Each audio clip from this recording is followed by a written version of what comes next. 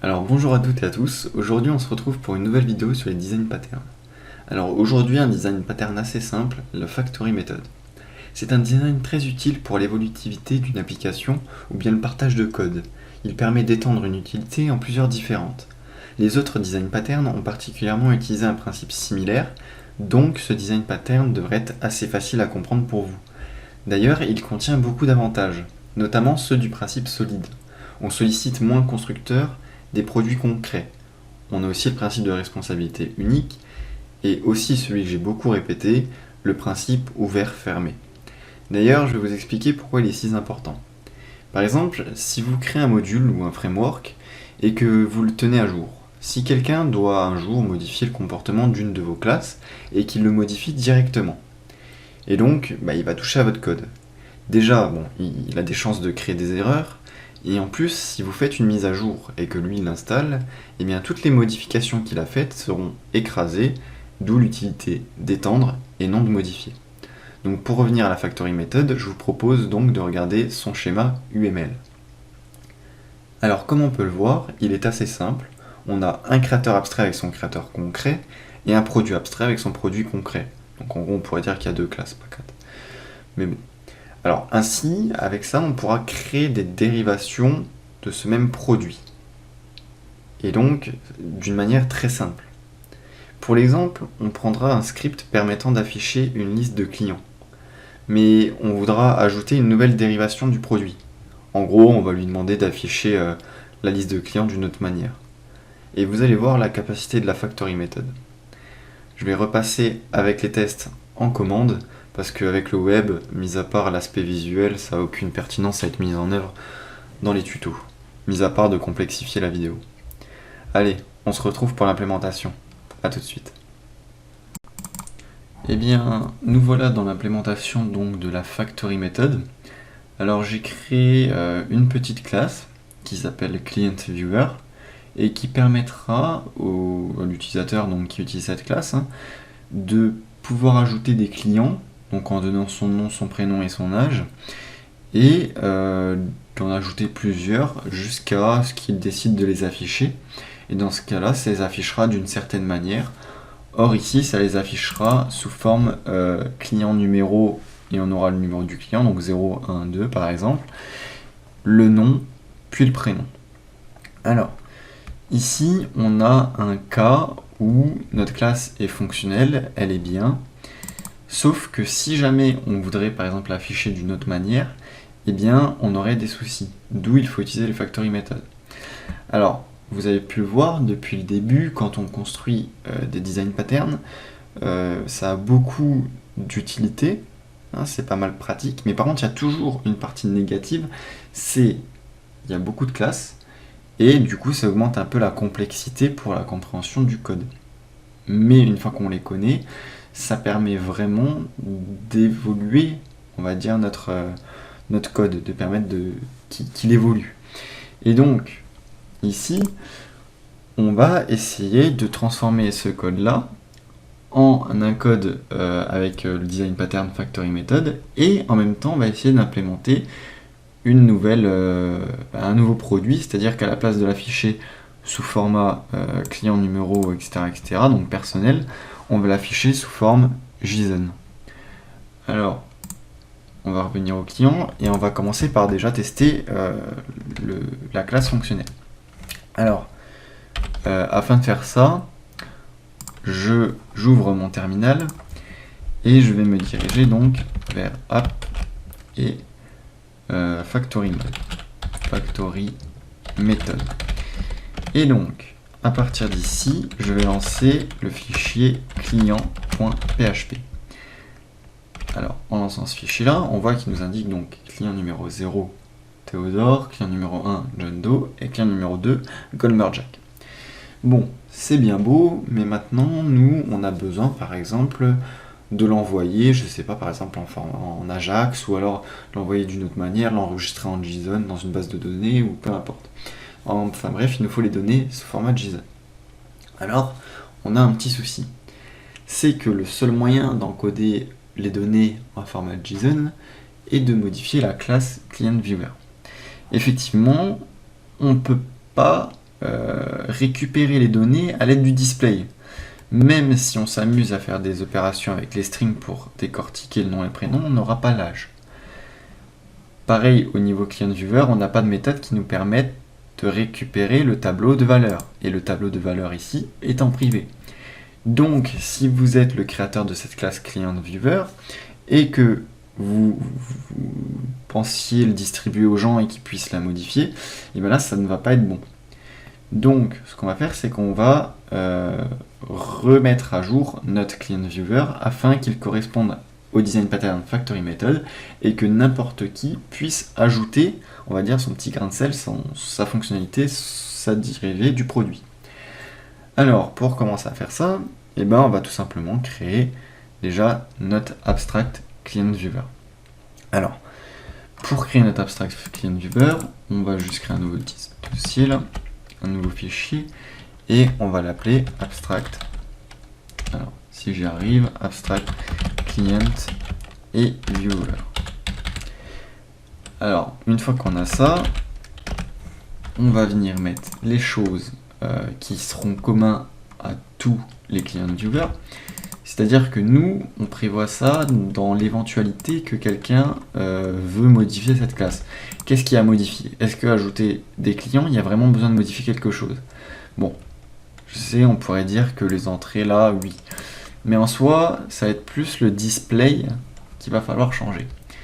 Donc, pour laisser la possibilité aux développeurs de faire ça, on va venir mettre dans notre classe abstract l'implémentation de date client, mais par contre, on va laisser notre display ici en abstract. Voilà.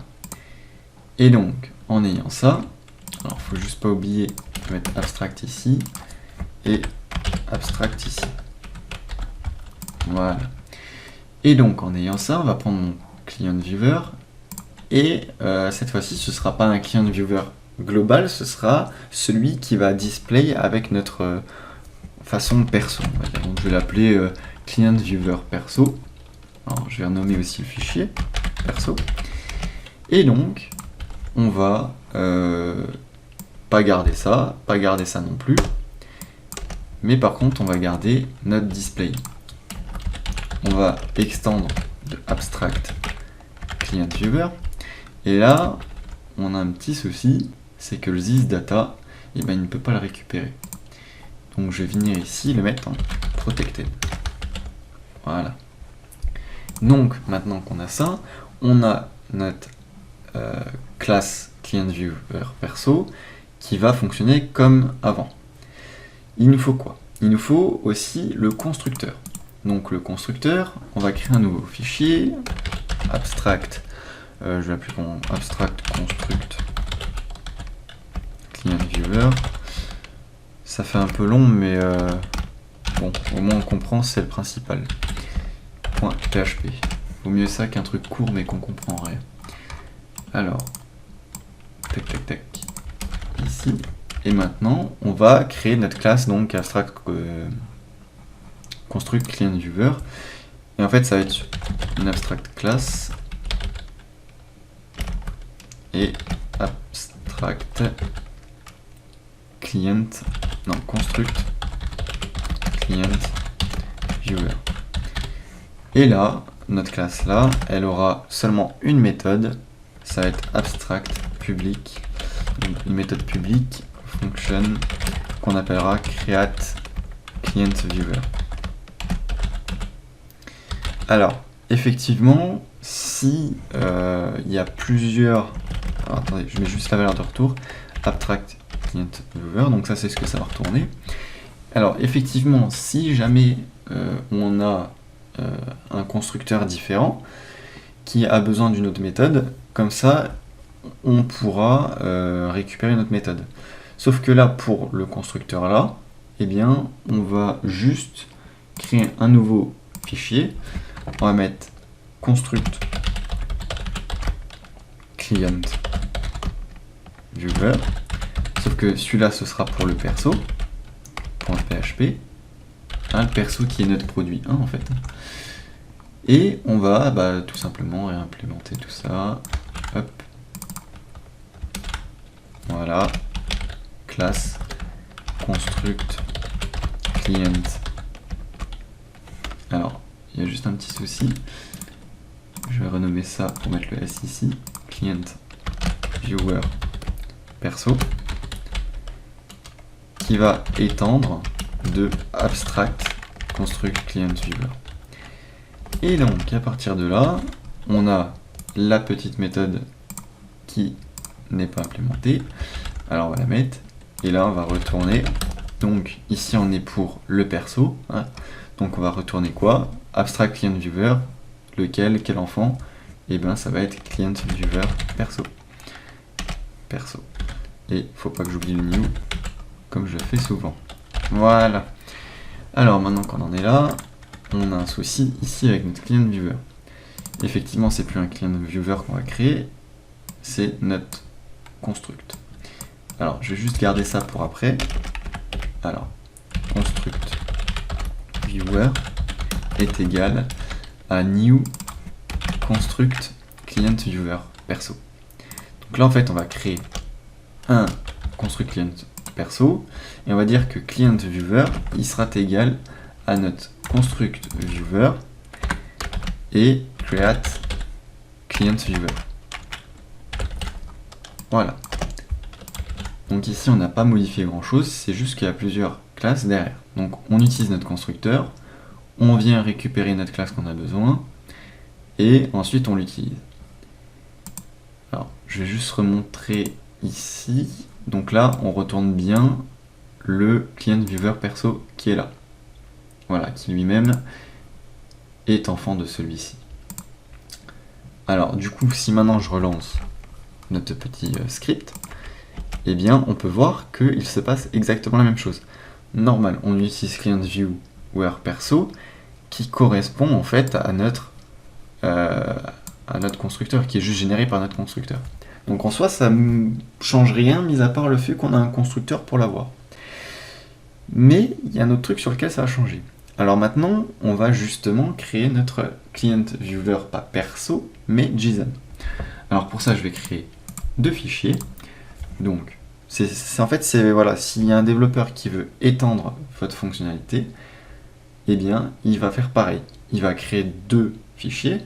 Donc, un qui va appeler construct, donc le constructeur, construct client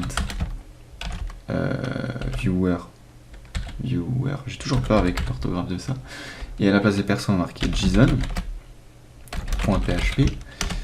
qui va en fait correspondre exactement pareil à celle-ci, sauf qu'à la place de retourner un client viewer perso, on va retourner quoi? Un client viewer JSON. Et là, bon, je le mets dans le même endroit, mais admettons que la personne ait installé, on va dire, votre framework ou peu importe le truc en plus, et qu'il mette ces classes-là chez lui et qu'il extende la vôtre, et ben il pourra quand même créer des nouvelles fonctionnalités sur votre code sans le modifier. Donc là, on crée un nouveau client viewer JSON, et évidemment, il nous dit que c'est pas un abstract client viewer. Normal, on l'a pas créé. Donc, maintenant, on va recréer le deuxième fichier qui sera client. Alors, j'écris n'importe comment. Client viewer JSON.php. Et là, ici, ça va fonctionner comme le perso. Tac. Donc on est en train d'étendre ces fonctionnalités. Sauf que à la place, le display, qu'est-ce qui va se passer? Eh ben, on va retourner JSON décode de thisData. Je crois que je suis pire. Alors en fait, je vous explique. J'ai mis JSON décode à la place de JSON encode, c'est tout. Bon, j'ai trouvé assez rapidement, mais bon, c'est embêtant d'avoir fait pause juste pour ça. Alors, donc maintenant qu'on a ça, ici, on a notre client viewer JSON qu'on doit retourner. Donc pareil, client viewer perso qui s'appelle ici. Alors on va juste modifier le nom, JSON. Voilà. Et maintenant ici ce sera juste. Donc qu'est-ce qui se passe? Si maintenant je fais un test, j'ai le format perso, et si maintenant je change ici de constructeur et que je mets JSON, et ben j'ai une erreur. Alors, client PHP 9. Qu'est-ce qu'il me dit? Alors, le 9, client viewer, abstract construct client viewer JSON. Alors, il me dit qu'il n'existe pas. Construct client viewer JSON. Alors, à mon avis, j'ai copié-collé aussi trop vite. Voilà, j'ai oublié de le modifier ici. JSON. Donc maintenant, si je remets celui de tout à l'heure, hop, et bien maintenant on change. Voilà, donc là on a en format JSON, et si on modifie, on met en perso, on a en perso. Donc en fait, en fonction du constructeur, on peut avoir un produit ou l'autre très rapidement. Donc voilà, on est arrivé de quelque chose qu'on ne pouvait pas faire avec la classe de base, c'est-à-dire pas récupérer les données et les transformer en JSON. Et au final, on voit qu'en créant la factory method, ça fait beaucoup plus de classes. Mais on vient de débloquer le problème, et en plus, maintenant, c'est beaucoup mieux organisé. Et si, admettons, on aimerait maintenant le voir en XML, ou en une autre façon de l'écrire, quoi, eh bien, on pourrait le faire, l'étendre très rapidement. On crée notre constructeur, on crée notre produit dérivé, et on est bon. Et bien voilà, maintenant tout ça c'est fait, ça fonctionne bien. Alors n'hésitez pas si vous avez des questions de mettre dans les commentaires. La prochaine fois nous travaillerons donc sur notre dernier design pattern de patron de création, qui sera le prototype, pour ensuite passer sur les patrons structurels. Allez, on se retrouve à la prochaine vidéo. Ciao ciao.